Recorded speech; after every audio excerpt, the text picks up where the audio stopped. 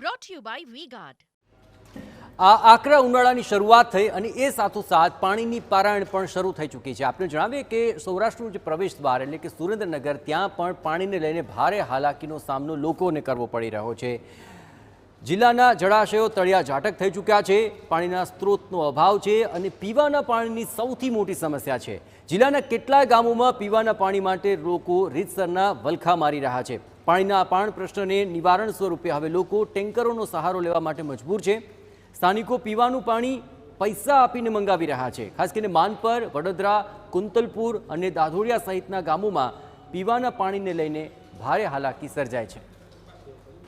અમારે કેનાલનું પાણી આવતું નથી અને ડેમ હાવ ખાલી પડ્યા, તલાવ ખાલી પડ્યું છે, તો ડેમ તલાવ અને ભરે અને કેનાલનું પાણી આપે એટલી અમારી સમસ્યા। કેવી હાલ સમસ્યા છે પીવાના પાણીની? પીવાનું પાણી હાવ ખરાબ છે, ખારું પાણી છે અને ગામમાં પાણી આવતું પણ પૂરતું નથી।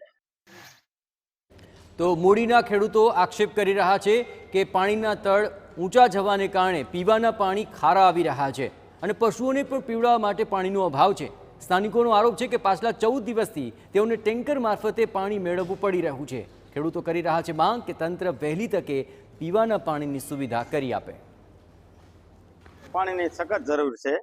અમારે અત્યારે તળ ઊંડા વહી ગયા છે, 900 ફૂટે મોટરું છે પાણીની અને ખારા પાણી છે, તો જ્યાંથી અમને સિંચાઈનું પાણી મળે ને એવી મહેનત કરવા અમે મથવી છે। પીવાના પાણીની કેવી સમસ્યા? પીવાના પાણીની સમસ્યા એટલી ને એટલી છે, ખારા પાણી છે, પીવાલાયક પાણી નથી ગામની અંદર, બરોબર। ખારા પાણી છે ને પાણી મોટરું બધે તળ ઊંડા વહી ગયા છે એટલે ગામમાં પાણી પૂરા પડતા નથી, એટલે સિંચાઈનું પાણી પીવામાં જોઈએ છે અને Brought to you by V-Guard.